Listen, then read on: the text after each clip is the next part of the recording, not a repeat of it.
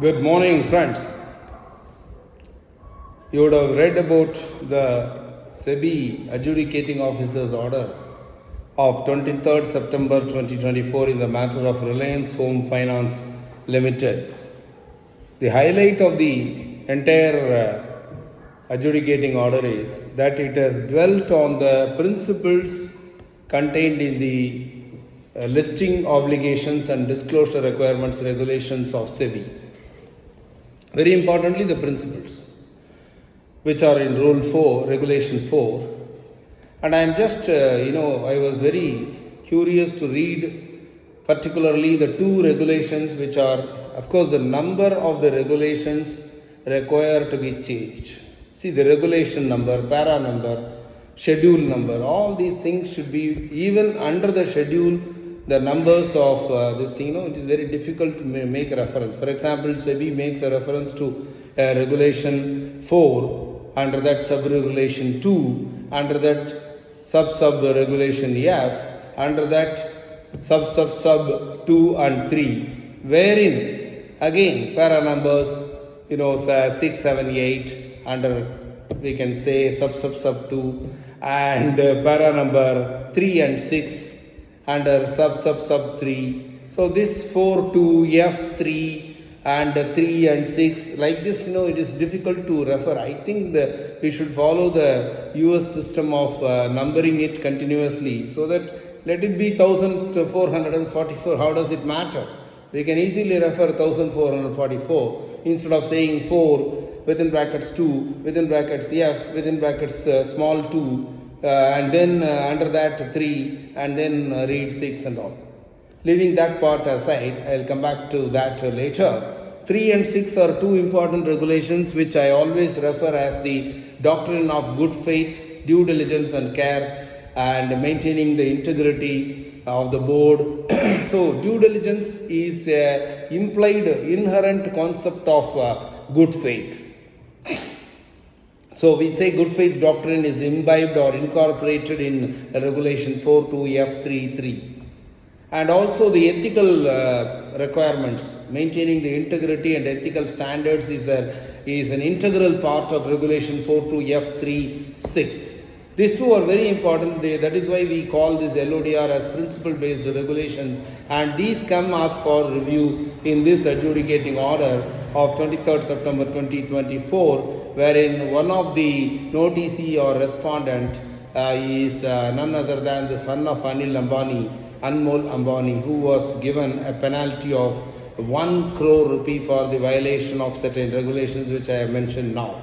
The facts of the case are very simple. It is not very difficult to understand because the company was Reliance Home Finance, and being a home finance specific entity, they were giving general purpose corporate loans, which was probably, even as the name goes, it is antithetical.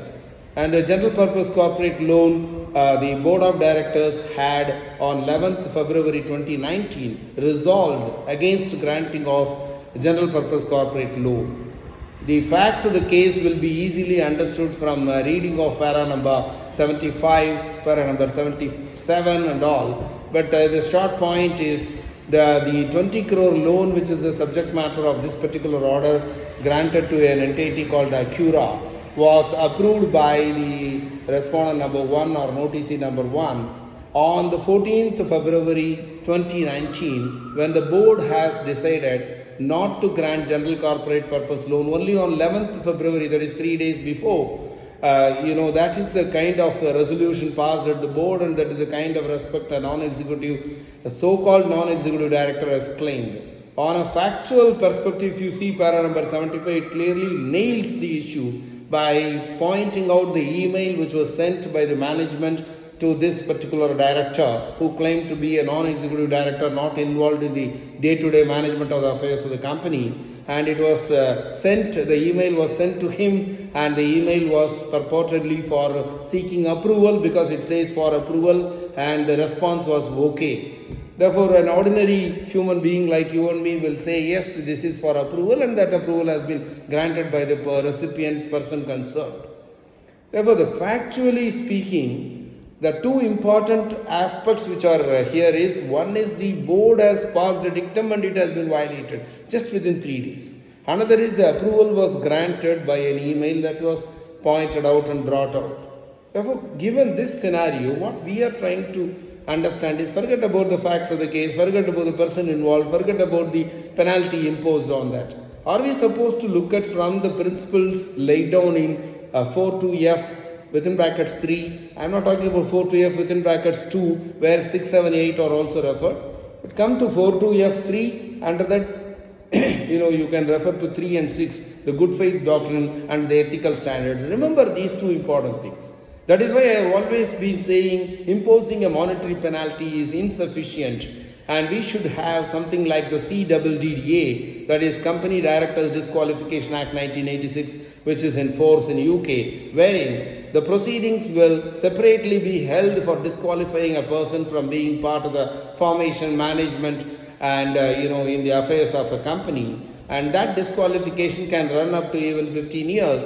And in order to simplify the process, the UK has introduced the concept of obtaining an undertaking from the person concerned that he will not be involved in the formation or management of the affairs of any company, and that company includes even section 8 or charitable organizations and societies, so that broadly the effect of the undertaking is equal to an order passed by an adjudication process under the Companies Directors Disqualification Act 1986, CDDA. And therefore we must be able to move ahead, and once you say there is a violation of fiduciary duties, once you say there is a violation of laid down regulations which are imposing duties on directors, once you say 166 is violated, for example under the Companies Act, conflict of interest is not taken care, avoided.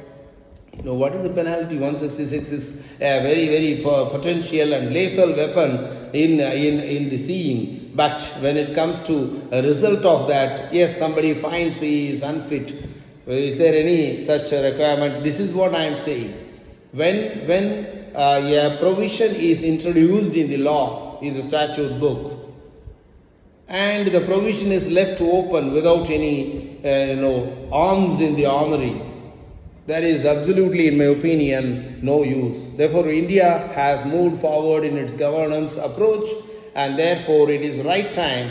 For example, as I was doing my research long before and advised to the government of India through my research paper that it is time for a serious fraud investigation office to be introduced on the lines of the UK model. As part of my book, it is there on the prosecution of directors, and it is thereafter the amendments came in the Companies Act. SFIO was also introduced. Similarly, it is my opinion that it is right time that the government considers seriously introducing a separate adjudication process for the purpose of considering directors' disqualification in such situations where these type of doctrines are violated, ethical standards are not followed, good faith doctrine is given a go by, board's dictum is happily violated, and non-executive directors, in the garb of non-executive directors, executive functions are done, remunerations are paid.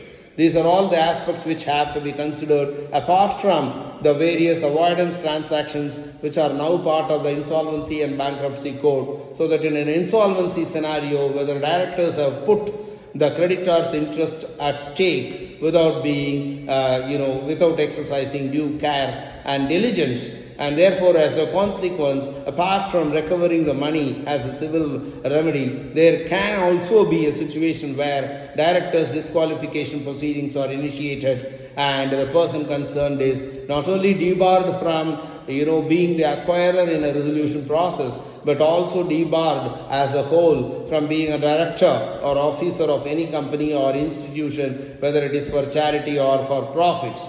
That is all I thought. I'll take this opportunity to, speak to you and share my thoughts and receive your observations, comments and suggestions.